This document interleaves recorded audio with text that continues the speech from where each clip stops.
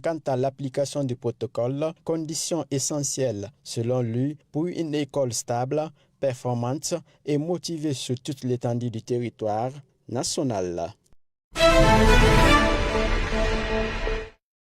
Lors des négociations entre le gouvernement et l'intersyndicale de l'éducation, le secrétaire général exclu de la Fédération syndicale des professionnels de l'éducation a quitté la table de discussion pour exprimer son désaccord. En cause, la présence du secrétaire général par intérim qui représente déjà la structure depuis le début des négociations. Rencontré ce samedi à l'école primaire Aïchaba de Yimbaya, où il exerce comme directeur, Salifou Kamara affirme être l'unique secrétaire général de la fédération légitimement élu par la base. Il conteste donc toute autre représentation de la structure dans les discussions en cours. Donc on était dans la salle et nous avons réitéré notre engagement davantage à défendre la vérité, à sauver la fédération dans une situation qu'elle n'a jamais connue. Nous ne sommes pas prêts à détruire cette fédération qui a fait consacrer tant de sacrifices pour la défense non seulement de la nation, mais aussi des enseignants de Guinée. Malgré cette divergence, Salifou Kamara se félicite de l'accord trouvé ce vendredi entre le gouvernement et l'intersyndicale autour du mémorandum portant sur l'amélioration des conditions de vie et de travail des enseignants. Il dit espérer que les engagements pris par les autorités seront effectivement respectés lors de la poursuite des négociations. Vous savez, en matière syndicale, rien n'est petit. Vous pouvez demander 1 million, vous avez 500 francs. Donc déjà, avec la situation socio-politique et économique de notre pays, il faut avoir l'amour de notre patrie pour pouvoir voir les choses claires. Donc je pense que ça, c'est pas mal. Par ailleurs, le secrétaire général de la Fédération syndicale des professionnels de l'éducation dénonce les divisions internes qui fragilisent, rappelle-t-il, le mouvement syndical. Il appelle ainsi les responsables syndicaux à plus de responsabilité et de prise de conscience afin de mieux défendre les intérêts des enseignants confrontés, selon lui, à de difficultés sociales et économiques.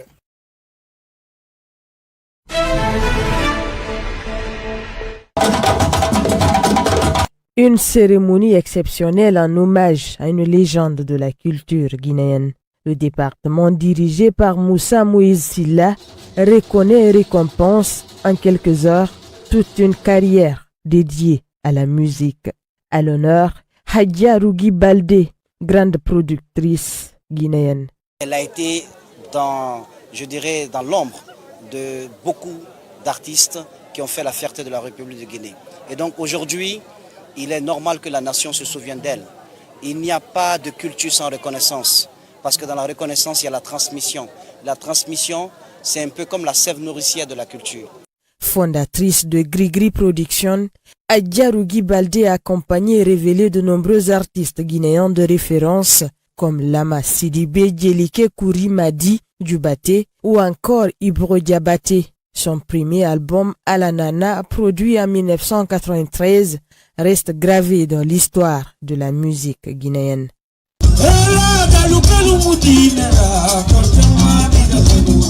Insatisfait, un chèque de $30 000 et une prise en charge sanitaire à vie ont été accordés à celle qui a œuvré durant plusieurs décennies pour le rayonnement de la musique guinéenne. Sur scène, l'émotion est vive. Aujourd'hui, j'ai vu ma vie passer en 30 ans de vie, passer en 2 heures. Reconnue comme une pionnière de la culture guinéenne, Hadja Rougui Baldé a été décorée ce vendredi 2 janvier 2026 par le ministère de la Culture en reconnaissance des efforts consentis tout au long de son parcours.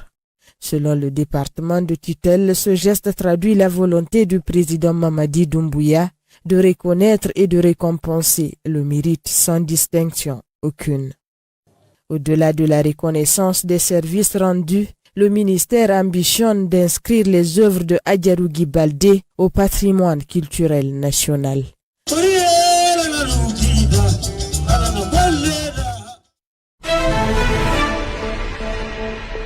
La soirée de ce vendredi 2 janvier a été marquée par une ferveur exceptionnelle sur la plage de Kamayen dans la commune de Dixine à Conakry. Loin d'être un simple moment de détente, Cette mobilisation initiée par les jeunes du quartier Kamayenne visait à célébrer avec éclat la victoire écrasante du candidat de la GMD à l'issue de l'élection présidentielle du 28 décembre. Il s'agit du président de la République, Mamadi Doumbouya, qui a mis les intérêts de la République guinéenne au cœur de ses priorités. Je profite de l'occasion pour le féliciter pour le coup KO. Répondant à l'invitation des jeunes, le directeur général des douanes a honoré l'événement de sa présence. Les organisateurs ont tenu à rendre un hommage appuyé au général de brigade Cheikh Gadiri Kondé, salué pour son leadership éclairé, son efficacité dans la gestion des affaires publiques et son engagement déterminant en faveur du triomphe de la GMD. Vous avez soutenu corps et âme la campagne, la vision du général Mamadi Doumbouya. Lors des récentes campagnes, vous avez toujours répondu favorablement aux sollicitations des différents mouvements de soutien pendant que d'autres les esquivaient. Nous en sommes témoins. Ces différentes actions témoignent votre foi, votre patriotisme, votre loyauté envers notre bien-aimé président démocratiquement élu, Mamadi Doumbouya.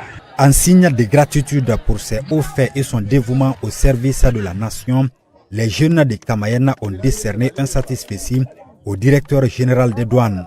Visiblement ému par cette marque d'estime populaire, le général de brigade Cheikh Gadiri Kondé, par la voix du directeur de la communication des douanes, a exprimé sa profonde joie. La direction générale est comblée de joie. Les partenaires qui sont les transitaires sont comblés de joie. Les portes de la douane sont largement ouvertes pour vous, je l'ai dit déjà. Continuez à supporter alors le PRG. Mangea alana fima, alana finagam lowenaga, kambira. Le général de brigade Cheikh Gadiri Kondé avait à ses côtés plusieurs hauts cadres des douanes ainsi que de nombreux transitaires. L'événement s'est achevé peu après 18 h dans le calme et sans le moindre incident.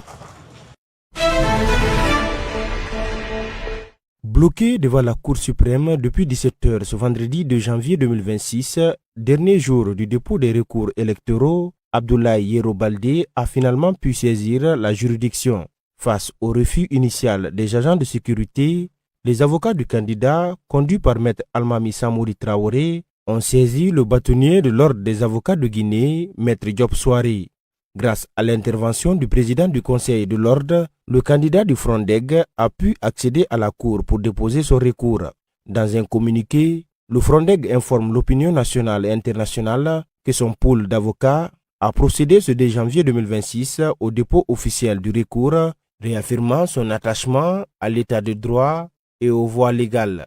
Classé deuxième avec un peu plus de 6%, Yero Baldé conteste les résultats de la présidentielle du 28 décembre 2025, remportés selon la DGE par Mamadi Doumbouya avec plus de 86% des voix. Ils sont 10 000, tous profils confondus, admis au concours d'accès à la fonction publique il y a 2 ans. Après plusieurs mois de stage probatoire, le ministère de la fonction publique a officialisé leur titularisation dans un communiqué publié ce vendredi 2 janvier. C'est un sentiment de fierté, non seulement au président de la République, mais aussi monsieur le ministre de la fonction publique. Donc je les remercie très sincèrement d'avoir organisé ce concours avec transparence. Au-delà de l'émotion et de la joie, cette titularisation marque l'aboutissement d'un parcours souvent exigeant pour ces agents qui ont dû passer avec succès des étapes sélectives et un stage probatoire rigoureux. Avec les militaires, disons, il y a la théorie qui sera reliée à la pratique. Bon, avec les civils, il y a ce qu'on appelle la connaissance de l'administration et tant d'autres matières, quoi. Avant de partir à Kindia pour le stage probatoire, nous étions d'abord dans les salles de classe. On a passé une année, l'année dernière. Voilà, c'est pendant les vacances qu'on nous a invités à rallier le camp pour suivre le stage probatoire. Ça a été très difficile, mais bon, nous sommes quand même contents parce que nous avons vu gain de cause par rapport à ça. Mais derrière la célébration se dessine désormais un nouveau défi. Servir l'État avec rigueur, loyauté et exemplarité, en répondant aux attentes d'efficacité et de professionnalisme de l'administration publique. Je m'engage désormais à servir loyalement mon pays avec intégrité, avec efficacité. Je mettrai mon expertise à l'égard des citoyens. Long et parfois difficile, le parcours de ces fonctionnaires débouche aujourd'hui sur une étape décisive. Désormais titulaires, ces 10 000 agents entament une nouvelle phase de leur vie professionnelle, pleine de responsabilités et d'opportunités.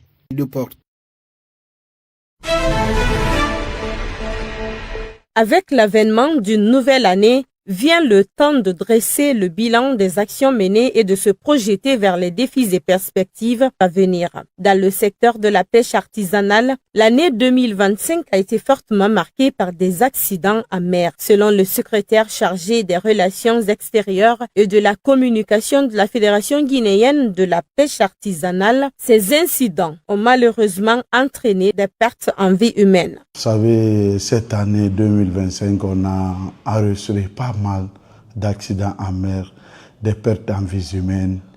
Des pêcheurs ont perdu leur entreprise parce qu'une embarcation de pêche artisanale, c'est comme une entreprise. Pour faire face à cette situation, la Fédération guinéenne de la pêche artisanale met en œuvre une initiative de formation et de sensibilisation à l'intention des pêcheurs artisanaux dans le but de réduire considérablement les accidents de mer. La Fédération a dans son projet la formation des capitaines et des pêcheurs artisans pour des premiers secours en mer. En cas d'accident, en cas de naufrage, qu'est-ce qu'il faut faire? Donc, il y a cette sensibilisation. Par ailleurs, la pollution de l'écosystème marin demeure un défi majeur pour la pêche artisanale. Cette problématique est liée notamment aux activités minières et à l'implantation des ports industriels suscite de fortes préoccupations au sein des acteurs du secteur. Vous avez vu que la terre rouge qui est là, la bauxite, contient beaucoup de matières. Donc ces matières-là jouent sur l'écosystème marin. Donc, et cohabiter avec ceci, c'est tout à fait des problèmes pour le secteur de la pêche artisanale. Avoir plusieurs ports miniers, vraiment, ça a un impact forcément sur l'activité de la pêche, mais plus particulièrement l'activité de la pêche artisanale. Malgré ces difficultés, l'année 2025 n'a pas été uniquement marquée par des drames dans la pêche artisanale. Des avancées ont également été enregistrées, en particulier la révision du Code de la pêche maritime qui encadre et réglemente le secteur. Depuis le 22 décembre, des travaux sous la RN5 à Conakry-Labé mettent en péril la rivière Koubi à Pita. Plusieurs arbres coupés lors des chantiers ont été laissés dans le lit de la rivière, entravant l'écoulement de l'eau et exposant les populations riveraines à des risques sanitaires et environnementaux. La rivière Koubi est utilisée toute l'année pour l'approvisionnement en eau, l'agriculture et l'élevage. L'abandon des débris végétaux favorise la stagnation de l'eau, la prolifération de moustiques et des germes pathogènes et pourrait entraîner des inondations localisées et une dégradation progressive de la qualité de l'eau. À ce jour, aucune mesure de protection ni action corrective n'a été engagée, malgré les signalements des citoyens.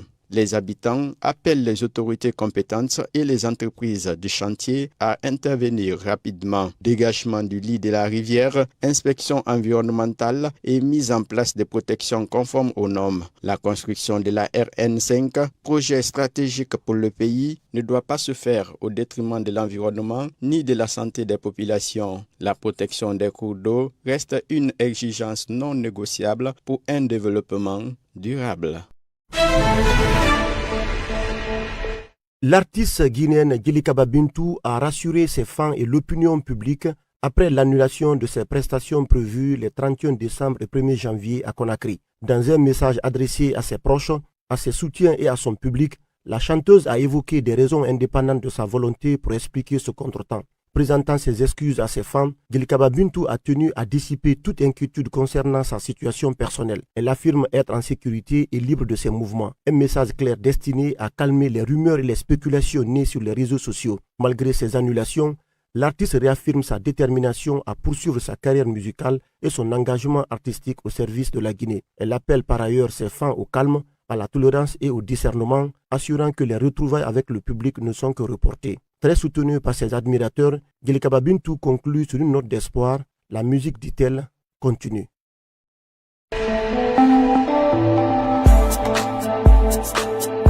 À l'occasion de son adresse à la nation pour le nouvel an, le président de la transition, le général Assimi Goïta, a annoncé la tenue de consultations nationales en avril prochain pour revoir la charte des partis politiques.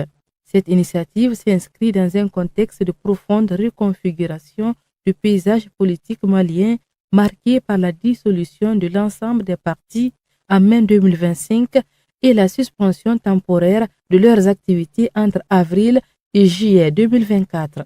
Selon le chef de l'État, ces consultations viseront à redéfinir les conditions de création, d'organisation et d'exercice des partis politiques au Mali. Un comité d'organisation sera bientôt mis en place, ses membres et son président étant désignés par les autorités de la transition.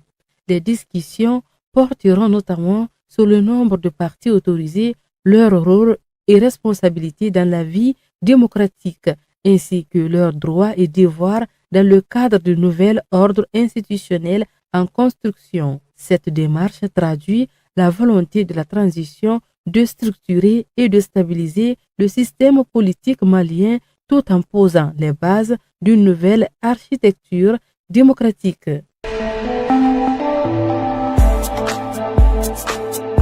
Au Sénégal, 1300 kilos de matières premières périmées ont été découverts dans une usine de Softcare, filiale d'un groupe chinois spécialisé dans la fabrication de couches pour bébés et de serviettes hygiéniques. L'agence de réglementation pharmaceutique ARP, qui avait exigé le 8 décembre le retrait du marché des produits de la marque, est revenue sur sa décision une semaine plus tard, affirmant que ces matières périmées n'auraient pas été utilisées dans la production. Cette volte-face a renforcé les soupçons de tentatives de corruption autour de l'entreprise. Une mission d'information annoncée par le ministère de la Santé le 19 décembre en collaboration avec le ministère du Commerce tarde à publier ses conclusions. Face à cette situation, plus de 1000 citoyens ont signé une pétition demandant la transparence totale sur la fabrication des produits Softcare. Une mission parlementaire a également été mise en place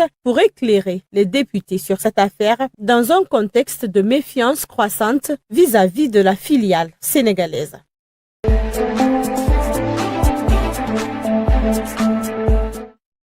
De fortes explosions avec des bruits ressemblant à des survols d'avions ont été entendus vers 6 heures ce samedi 3 janvier à Caracas, la capitale du Venezuela, a constaté un journaliste de l'AFP. Donald Trump affirme que le président vénézuélien a été capturé et exfiltré du pays. Quelques heures plus tôt, le Venezuela a dénoncé une très grave agression militaire après les explosions qui ont secoué la capitale dans la nuit et le président Nicolás Maduro a décrété l'état d'exception. Après les derniers développements, Moscou a demandé des éclaircissements immédiats sur la situation de Maduro. Nous sommes extrêmement alarmés par les informations selon lesquelles le président vénézuélien Nicolás Maduro et son épouse auraient été amenés de force hors du pays à la suite de l'agression aujourd'hui par les États-Unis, a déclaré le ministère des Affaires étrangères russe dans un communiqué demandant des éclaircissements immédiats sur cette situation, nous apprend RFI. En France aussi, les responsables de la France insoumise et du Parti socialiste ont dénoncé ce samedi matin ce qu'ils considèrent comme l'enlèvement de Nicolás Maduro par les forces américaines et appelé les autorités françaises à le condamner. Aux dernières nouvelles, le Venezuela a demandé ce samedi une réunion d'urgence du Conseil de sécurité des Nations Unies après l'attaque militaire des États-Unis. Pendant ce temps, Madrid se propose comme médiateur pour parvenir à une solution pacifique. Donald Trump accuse le président Maduro d'être à la tête d'un vaste réseau de narcotrafic que l'intéressé dément, reprochant aux États-Unis de vouloir le renverser pour s'emparer des réserves de pétrole du pays, les plus grandes de la planète.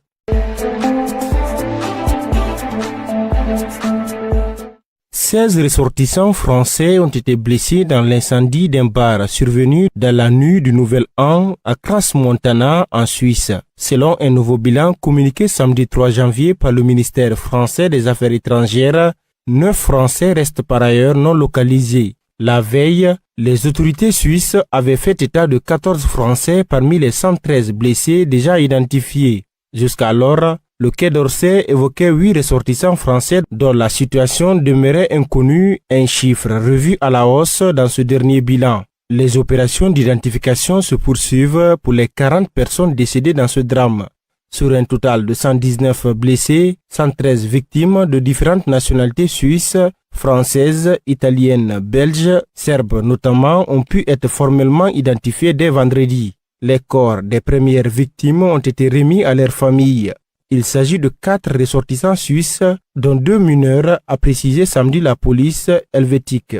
Les autorités poursuivent leurs investigations afin de déterminer les causes exactes de l'incendie.